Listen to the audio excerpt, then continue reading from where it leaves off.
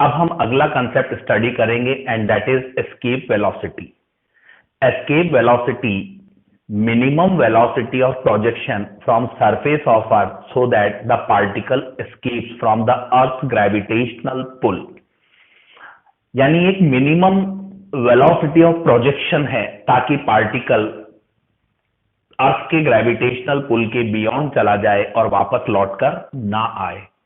तो देखिए, हमने प्रोजेक्ट ही किया है, तो conservation of mechanical energy on surface of earth and infinite लगाएंगे तो हमें रिजल्ट हासिल होता है √2gm/r। तो ये एस्केप वेलोसिटी का एक्सप्रेशन है। एक्सेलरेशन ड्यू टू ग्रेविटी की टर्म्स में ये हो जाएगा √2gr, क्योंकि gm की जगह हम लिख सकते हैं gr²। अगर हमें चाहिए डेंसिटी की टर्म तो मास को ब्रेक करके हम ले सकते हैं वॉल्यूम इंटू डेंसिटी। तो ये बन जाएगा r इंटू √8/3π0। अर्थ की सरफेस पर एस्केप वेलोसिटी की वैल्यू होती है 11.2 किलोमीटर पर सेकेंड। मून पर यही वैल्यू होती है 2.31 किलोमीटर पर सेकेंड। कई बार एक क्वेश्चन पुटअप होता है, why there is no atmosphere on moon. Actually moon पर root mean square velocity of gas molecules escape velocity से ज्यादा है, इसलिए सारे गैस मॉलिक्यूल्स वहां पर एस्केप कर गए। On the other hand escape velocity angle of projection पर डिपेंड नहीं करता। आप किसी भी एंगल पर थ्रो कीजिए, हमेशा एस्केप वेलोसिटी की सेम ही वैल्यू आएगी। दूसरी बात, जिस पार्टिकल को प्रोजेक्ट कर रहे हैं उस पर ये डिपेंड नहीं करती, ये उस प्लेनेट के मास और रेडियस पर डिपेंड करती है जहां से हम प्रोजेक्ट कर रहे हैं। चलिए अब हम इसके क्वेश्चंस देखते हैं। Find escape velocity from a platform which is at a height equal to radius of earth. आप देख सकते हैं हमारा एक्सप्रेशन जो आया था वो आया था अर्थ की सरफेस से एस्केप वेलोसिटी, पर यह क्वेश्चन कहता है अर्थ की सरफेस से अर्थ की रेडियस की बराबर हाइट से आपको प्लेटफॉर्म से आपको एस्केप वेलोसिटी चाहिए। कोई बात नहीं, परेशान मत होइए, ये अगेन प्रोजेक्शन का ही तो मामला है। आपको कंजर्वेशन ऑफ मैकेनिकल एनर्जी लगानी है। जब भी प्रोजेक्शन हो, ड्रॉपिंग हो, कॉम लगा दो। तो काइनेटिक एनर्जी पोटेंशियल एनर्जी का sum at the point of projection और काइनेटिक और पोटेंशियल एनर्जी का सम एट इनफाइनाइट। तो यहां से हमने प्रोजेक्ट किया, मैंने यहां एस्केप वेलोसिटी को लिया है v', क्योंकि हम अर्थ की सरफेस से ve ले चुके हैं। इस प्लेटफॉर्म पर पोटेंशियल एनर्जी होगी -gmm/r प्लस h। तो h की वैल्यू r है, तो ये बन जाएगा 2r। इनफाइनाइट पर काइनेटिक एनर्जी 0, बस पहुंचाना है हमें, तो kinetic energy 0, potential energy infinite पर 0 ही लेते हैं हम। तो यहां पर हमारे पास सॉल्व करें तो हमें एस्केप वेलोसिटी मिलेगी इस प्लेटफॉर्म से √gm/r। चलिए नेक्स्ट क्वेश्चन पर आते हैं। नेक्स्ट क्वेश्चन कहता है find velocity of particle beyond earth gravitational pull if projected thrice of escape velocity from surface of earth. देखिए, पार्टिकल को हमने अर्थ की सरफेस से थ्राइस ऑफ एस्केप वेलोसिटी से प्रोजेक्ट किया है। इसका मतलब इनफाइनाइट पर जाकर ये पार्टिकल रुकने वाला नहीं, फर्दर मोशन करेगा। तो हमें वही वेलोसिटी फाइंड करनी है। लेकिन कुछ भी हो, किया तो हमने प्रोजेक्ट ही है, तो कंजर्वेशन ऑफ मैकेनिकल एनर्जी हमें लगानी है। तो अर्थ सरफेस पर काइनेटिक पोटेंशियल एनर्जी का सम और इनफाइनाइट पर काइनेटिक और पोटेंशियल एनर्जी का सम।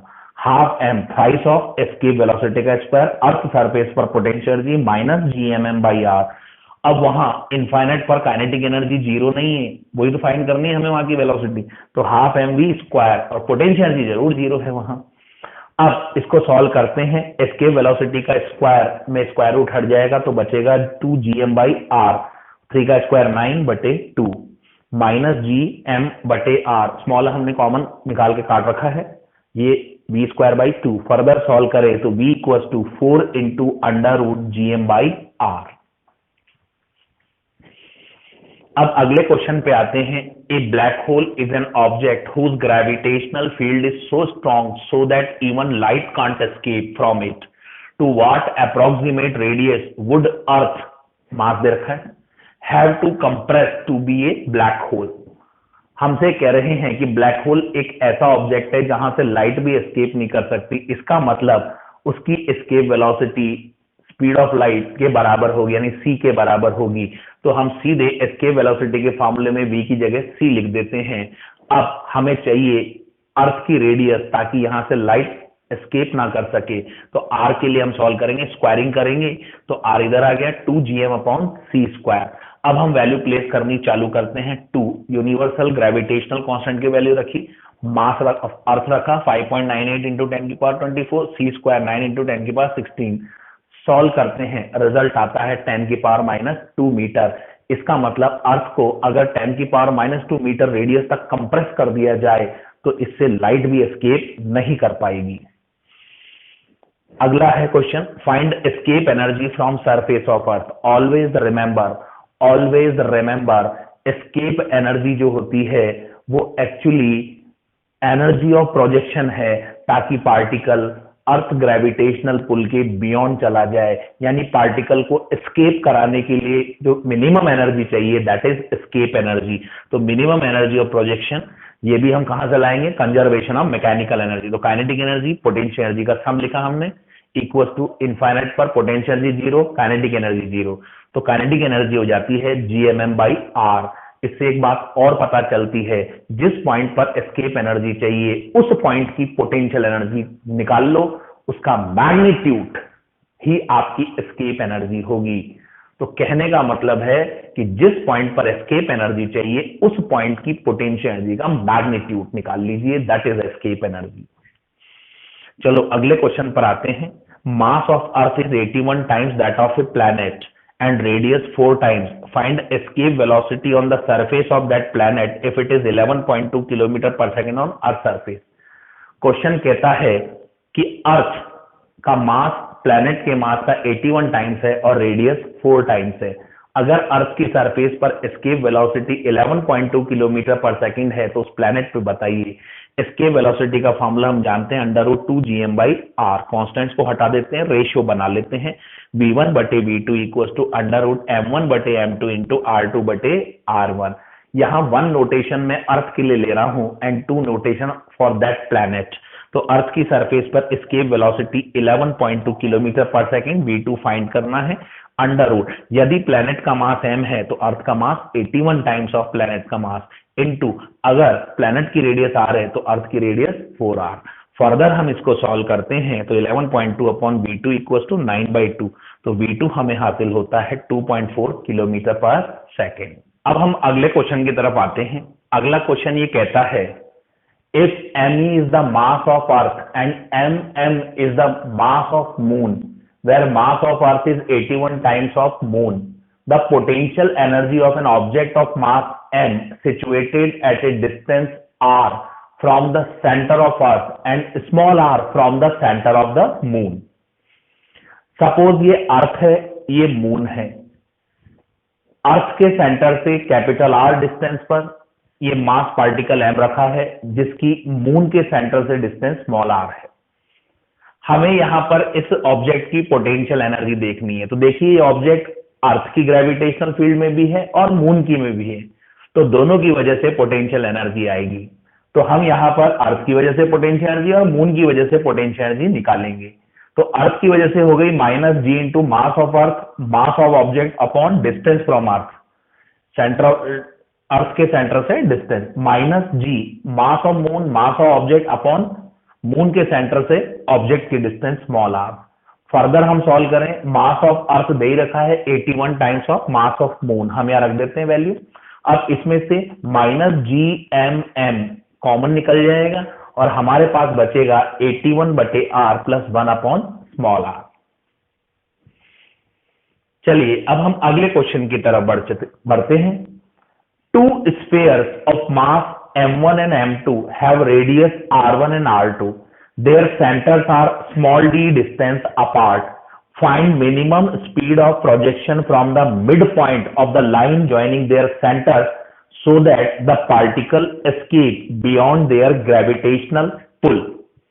देखिए m1 और m2 मास के ये दो स्फेयर रखे हुए हैं, इनके centre small D distance apart हैं। तो इन दोनों को मिलाने वाली लाइन के मिड पॉइंट से हमें पूछी जा रही है एस्केप वेलोसिटी।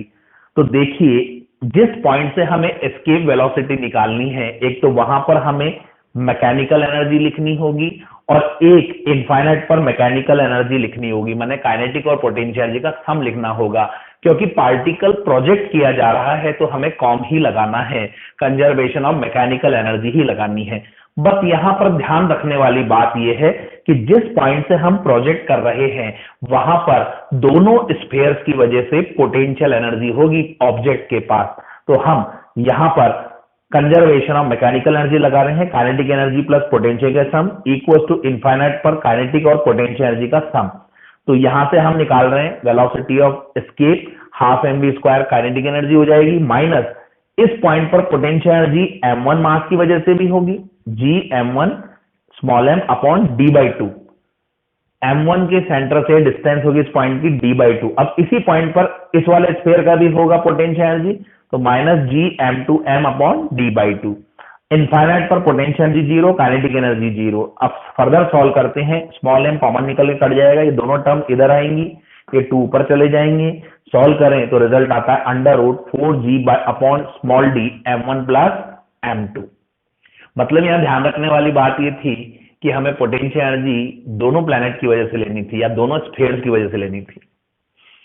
चलिए अब हम अगले क्वेश्चन की तरफ आते हैं। अगला क्वेश्चन ये कहता है two solid spheres of mass m and 4m have radius r, their centres are 6 r distance apart, find minimum velocity of projection from surface of lighter so that particle reaches the surface of heavier. देखिए यहां पर हमारे सामने दो solid spheres हैं, एक ये capital M मास का और एक ये 4m मास का।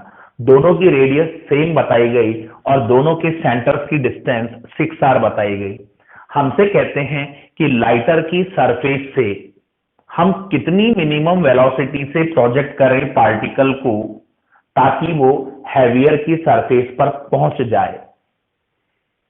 तो देखिए मामला प्रोजेक्शन का ही है, तो यहां पर हमें लगाना होगा कंजर्वेशन ऑफ मैकेनिकल एनर्जी। तो हमें mechanical energy point of projection पर लेनी है, यानी इस जगह पर लेनी है on the surface of lighter, kinetic plus potential energy. अब दूसरा पॉइंट कौन सा लें जिस पर हमें मैकेनिकल एनर्जी लिखनी है, यानी काइनेटिक और पोटेंशियल एनर्जी का सम लिखना है। तो जनरली यह गड़बड़ होती है, हम क्या करते हैं जिस प्लेनेट की सरफेस पर जा रहा है वहां लगा देते हैं। नहीं, ऐसा नहीं करना। हम पहले भी 2-3 क्वेश्चंस में डिस्कस कर चुके हैं कि जब एक प्लेनेट से दूसरे प्लेनेट की तरफ या एक स्फीयर से दूसरे स्फीयर की तरफ पार्टिकल प्रोजेक्ट किया जाता है तो होता यह है कि जैसे जैसे आगे बढ़ता है तो जहां से प्रोजेक्ट किया गया था उसका ग्रेविटेशनल पुल माने फोर्स वीक होता चला जाता है और एक पॉइंट ऐसा आता है जहां पर उस पे लगने वाला नेट ग्रेविटेशनल फोर्स जीरो हो जाता है, क्योंकि दोनों मास अपना ग्रेविटेशनल फोर्स एक्सर्ट करेंगी। जब उन दोनों ग्रेविटेशनल फोर्सेस के मैग्नीट्यूड बराबर हो जाएं तो इस जगह पर उस पर नेट फोर्स जीरो होगा, क्योंकि दोनों एक दूसरे को कैंसिल करेंगे। इसको कहते हैं हम न्यूट्रल पॉइंट। न्यूट्रल पॉइंट जहां नेट ग्रेविटेशन फोर्स जीरो है। तो आपको इस पार्टिकल को सिर्फ न्यूट्रल पॉइंट तक पहुंचाना है। मैं ऐसा क्यों कह रहा हूं, क्योंकि न्यूट्रल पॉइंट पर अगर आपने एक बार पहुंचा दिया, बस वहां तक आपको पहुंचाने की एनर्जी देनी है। उसके बियॉन्ड, उस पॉइंट के बियॉन्ड तो दूसरे प्लैनेट या स्फीयर की ग्रेविटी डोमिनेट हो जाएगी, तो वो तो खुद ब खुद पुल कर लेगी। तो इसमें हमें एनर्जी देने की कहां जरूरत है। ये है इसका की कॉन्सेप्ट। आप केवल न्यूट्रल पॉइंट तक पहुंचाइए, केवल वहां तक पहुंचाने की एनर्जी देनी है। न्यूट्रल पॉइंट के बाद तो जो दूसरा स्फीयर है उसकी ग्रेविटी डोमिनेट हो जाएगी, तो वो तो खुद ब खुद पुल कर लेगी। तो इस क्वेश्चन के अंदर आपको दूसरा पॉइंट जहां टोटल मैकेनिकल एनर्जी लेनी है वो है न्यूट्रल पॉइंट। तो सबसे पहले हमें न्यूट्रल पॉइंट की दोनों स्फीयर से डिस्टेंस लेनी होगी। तो देखिए न्यूट्रल पॉइंट का जिस स्फीयर से डिस्टेंस लेते हैं उसका एक शॉर्ट फार्मूला होता है square root of that mass upon दोनों मासेस के स्क्वायर रूट का सम इनटू सेपरेशन। तो under root m upon under root m plus under root 4m into separation 6r। तो रूट m तो कॉमन निकल के कट जाएगा, तो यहां बचेगा 1 प्लस 2 3, तो 3 2 जैसे तो 2r बचा। तो m मास से न्यूट्रल पॉइंट की डिस्टेंस आई 2r। तो देखिए 4m मास से ये डिस्टेंस हो जाएगी 4r। अब मैं कंजर्वेशन ऑफ मैकेनिकल एनर्जी लगा रहा हूं on the surface of the lighter planet from where the particle is projected, और दूसरा मैं लगा रहा हूं न्यूट्रल पॉइंट पर।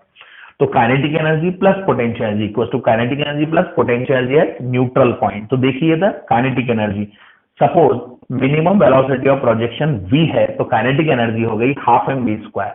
देखिए ध्यान रखिएगा, इस पॉइंट पर जो पोटेंशियल एनर्जी होगी वो न केवल लाइटर स्फीयर की वजह से होगी बल्कि हैवियर की वजह से भी होगी, क्योंकि ये पॉइंट लाइटर की ग्रेविटेशनल फील्ड में भी है और हैवियर की में भी है, तो दोनों की वजह से आएगी पोटेंशियल एनर्जी, भूल मत जाना। तो लाइटर की वजह से माइनस जी एम एम बटे आर।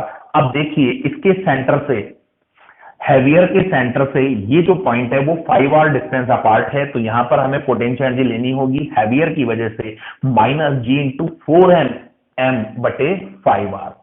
अब बात करते हैं न्यूट्रल पॉइंट की, तो काइनेटिक एनर्जी 0, क्योंकि मिनिमम वेलोसिटी ऑफ प्रोजेक्शन हमें देनी है, तो वहां जाके वो रुक जाए भले।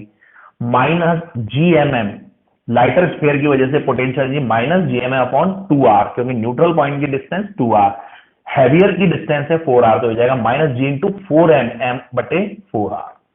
स्मॉल m कॉमन निकल के कट जाएगा, तो ये बी स्क्वायर बाई 2 रह गया। ये सारे जीएमएम बाई आर उस तरफ शिफ्ट कर दिए मैंने राइट हैंड साइड, तो जीएम बाई आर कॉमन आ गए। देखिए ये उधर जाके प्लस होने वाला है तो +1, ये उधर जाके प्लस होना है तो +4/5, ये 1/2 -1/2 और ये -1 यहां बचेगा।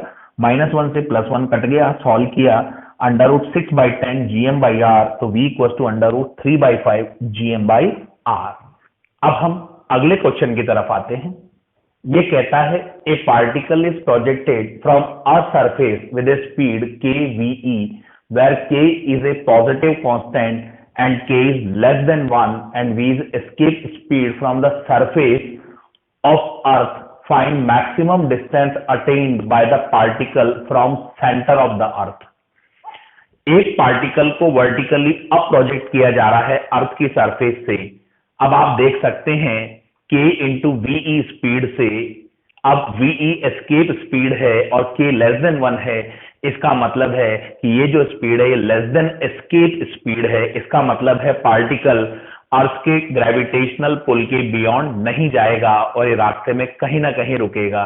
तो हमसे यही पूछा जा रहा है कि जिस पॉइंट पर ये पहुंचे, जिस जगह ये पहुंचे, उसकी अर्थ के सेंटर से डिस्टेंस निकालिए। ध्यान रहे यहां हमसे अर्थ की सरफेस से हाइट नहीं पूछी, हमसे पूछा गया है अर्थ के सेंटर से डिस्टेंस। कुछ भी हो, है तो पार्टिकल प्रोजेक्टेड, तो हमें लगाना है कंजर्वेशन ऑफ मैकेनिकल एनर्जी। अब अर्थ की सरफेस से हम इसे प्रोजेक्ट कर रहे हैं, एक तो लगेगा ऑन द सरफेस ऑफ अर्थ और एक मैकेनिकल एनर्जी लेनी है हमें उस पॉइंट पर जहां तक ये पार्टिकल पहुंचा है। तो kinetic energy plus potential energy का sum on the surface of earth equals to kinetic and potential energy का sum at the height where particle is at rest. अब यहां पर हम लिखेंगे kinetic energy half m, speed दे रखी है के वी स्क्वायर, माइनस अर्थ की सरफेस पर potential energy minus G M M by are.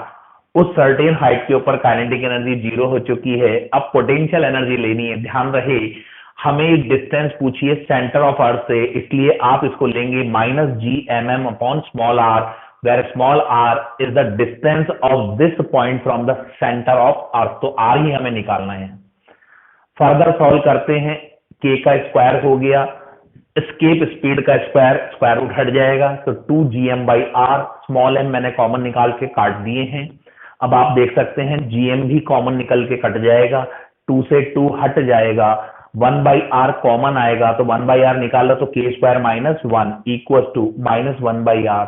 मैं माइनस को हटाऊंगा तो ये 1 माइनस k स्क्वायर हो जाएगा, रेसिप्रोकल में कर देता हूं तो ये डिस्टेंस आती है r upon 1 minus k square. Next question, find work done to double the side of the equilateral triangle of side A as shown without change in kinetic energy. आप देख सकते हैं इक्विलैटरल ट्राइंगल है, इसके vertices पर equal मास के particles रखे हुए हैं और इसकी साइड है ए। क्वेश्चन कहता है कि इसकी साइड को डबल करने में वर्क निकालिए without change in kinetic energy. हम जानते हैं एक्सटर्नल एजेंट का वर्क होता है change in kinetic energy plus change in potential energy, तो चेंज इन काइनेटिक एनर्जी 0 हो गई, चेंज इन पोटेंशियल एनर्जी होगी potential energy final minus potential energy initial. अब देखिए यहां पर इस मास की फील्ड में ये दोनों रखे हैं, तो दोनों की वजह से अलग अलग पोटेंशियल एनर्जी आएगी। इस मास की फील्ड में ये भी है तो अलग पोटेंशियल एनर्जी आएगी। अभी हमने 3 पार्टिकल की पोटेंशियल एनर्जी निकाल चुके हैं, पर यहां पर एक फायदा है कि हर पार्टिकल का मास सेम है और आपस में सेपरेशन भी सेम है, तो हम कोई भी 2 पार्टिकल्स की पोटेंशियल एनर्जी निकाल लें और उसको 3 से मल्टीप्लाई कर लें तो फाइनल साइड हो रही है 2a, तो final potential energy of 2 particle system हो जाएगी -gm²/2a। 3 से मल्टीप्लाई करते ही फाइनल पोटेंशियल एनर्जी आ गई of the 3 particle system minus initial potential energy. Similarly 2 particle की पोटेंशियल एनर्जी होगी -gm²/a। 3 से मल्टीप्लाई करते ही तीनों पार्टिकल्स की सिस्टम की पोटेंशियल एनर्जी आ गई, माइनस माइनस प्लस हो गया, फर्दर सॉल्व कर लिया, रिजल्ट आया 3/2 gm²/a। अगले क्वेश्चन पर आते हैं। अब अगला क्वेश्चन नहीं, अब हम अगला कंसेप्ट लेंगे और ये है सैटेलाइट। पोटेंशियल एनर्जी के जितने भी कंसेप्ट बन सकते थे वो मैंने सारे बता दिए। अब हम अगले पे आ रहे हैं, दैट इज सैटेलाइट। सैटेलाइट जो होता है वो एक प्लैनेट के अराउंड एक लाइट बॉडी होती है जो कि एक सर्टेन ऑर्बिट में रेवोल्यूशन करती रहती है। स्टेबल ऑर्बिट की कंडीशन ये है कि ऑर्बिटल सेंटर अर्थ के सेंटर से कोइंसाइडेड होना चाहिए। सैटेलाइट 2 तरह के होते हैं, आर्टिफिशियल एंड नेचुरल सैटेलाइट। हमारे अर्थ का नेचुरल सैटेलाइट मून है, इसके अलावा हमने बहुत सारे आर्टिफिशियल सैटेलाइट भी छोड़े हुए हैं जिनके अंदर INSAT series and many others. अब सबसे पहले हम बात करेंगे सैटेलाइट की ऑर्बिटल स्पीड, यानी ऑर्बिट के अंदर उसकी स्पीड क्या होती है। ये प्लैनेट है मास m का, या मैं कहूं अर्थ है मास m की, इसके अराउंड एक ऑर्बिट के अंदर ये सैटेलाइट घूम रहा है। मैं कहता हूं orbital radius is small r। तो देखिए यहां सैटेलाइट सर्कुलर मोशन कर रहा है, और अगर कोई पार्टिकल सर्कुलर मोशन करता है तो उसको सेंट्रीपिटल फोर्स की रिक्वायरमेंट होती है, and it is provided bye practical forces, and over here the practical force is gravitational force. तो यहां centripetal force gravitational force provide करता है। सॉल्व करते हैं, m से m कट गया तो v0 इक्वल टू आ गया √gm/r। अब आप देख सकते हैं ऑर्बिटल स्पीड सैटेलाइट के मास पर डिपेंड नहीं करती, ये मास ऑफ प्लैनेट पर डिपेंड करती है। ध्यान रहे ये जो स्मॉल r है ये सैटेलाइट की सेंटर ऑफ अर्थ से डिस्टेंस है, ऑर्बिटल रेडियस है ये। फर्दर gm को लिख सकते हैं हम gr²। अर्थ के सेंटर से अगर हाइट दे रखी हो तो स्मॉल r को लिख सकते हैं radius of earth plus height. Further मैंने इसमें से r कॉमन निकाला तो बना 1 + h/r। r से एक पावर कट गई तो मेरे पास आया √gr/1 + h/r। कई बार इसमें ऐसे क्वेश्चन आते हैं कि बताइए अर्थ की सरफेस के बहुत नजदीक एक सैटेलाइट है, उसकी ऑर्बिटल स्पीड बताइए। तो देखिए अगर अर्थ की सरफेस के बहुत नजदीक है सैटेलाइट तो h/r, भाई h जो है बहुत छोटा हो गया रेडियस ऑफ अर्थ के कंपैरिजन में, तो h/r is very much less than 1, तो हम इसको इग्नोर कर सकते हैं। जैसे इसको इग्नोर करेंगे तो ऑर्बिटल स्पीड आती है √gr जो कि नियरली 8 km/s होती है। यानी अर्थ की सरफेस के नजदीकी ऑर्बिट के अंदर स्पीड जो आती है वो 8 km/s आती है। ध्यान रहे पर ये तभी लगाना है जब हमें अर्थ की सरफेस के नजदीकी ऑर्बिट के अंदर निकालना हो, क्योंकि इसमें हमने h/r इग्नोर कर रखा है। चलिए अब हम एक क्वेश्चन देखते हैं। The radii of circular orbits of 2 satellites A and B of the Earth are 4r and r respectively. If speed of satellite of A is 3v, then the speed of satellite B will be. हम ये formula use में लेने जा रहे हैं, v0 equal to √gm/r। तो यहां पर हमारे पास रेशियो बनाएंगे orbital speed of satellite A upon orbital speed of satellite B equal to orbital radius of satellite B upon orbital radius of satellite A। और इसकी A की स्पीड हमें दे रखी है 3v, हमें vb निकालनी है। ऑर्बिटल रेडियस भी दे रखी है, A की 4r और B की r। सॉल्व करें तो हमें B की ऑर्बिटल स्पीड हासिल होती है 6v। चलिए अब हम आगे बढ़ते हैं।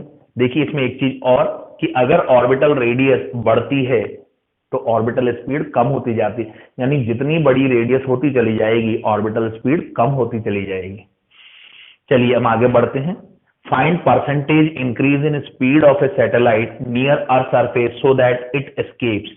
अर्थ की सरफेस, ध्यान रखिए इसमें एक वर्ड आया है नियर अर्थ सरफेस, तो अर्थ की सरफेस के नजदीकी सैटेलाइट को कितनी स्पीड हम बढ़ा दें कि वो एस्केप कर जाए। तो देखिए इधर near earth surface orbital speed आती है √gr।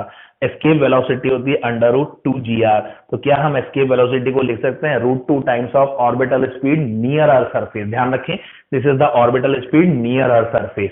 अब हमसे पूछा है कितना परसेंटेज इंक्रीज करें, तो देखिए परसेंटेज इंक्रीमेंट निकाल रहे हैं, तो final minus initial upon initial into 100।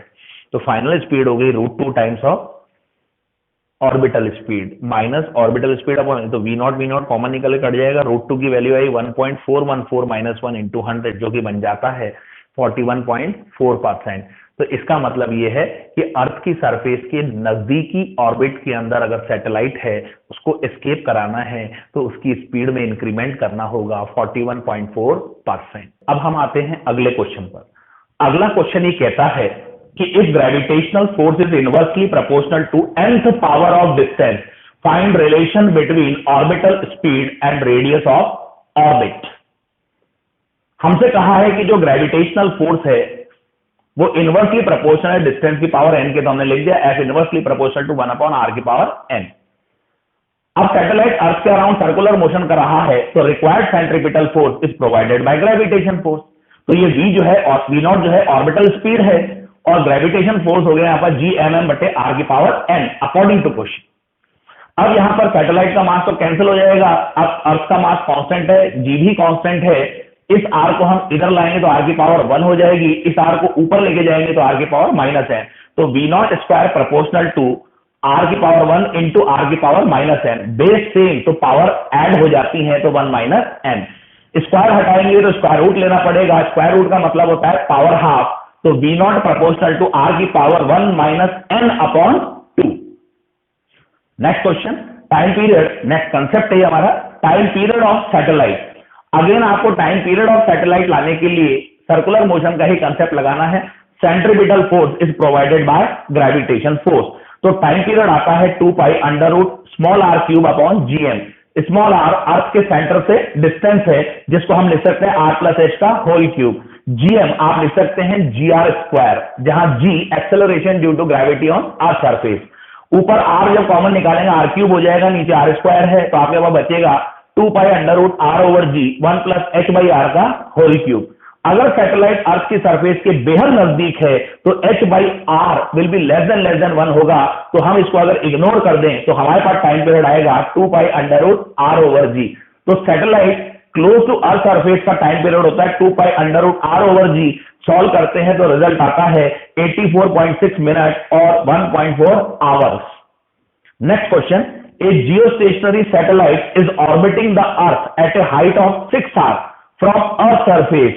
What is the period of rotation of another satellite at a height 2.5 hours from earth's surface? इस क्वेश्चन के अंदर दो सैटेलाइट की बात हो रही है।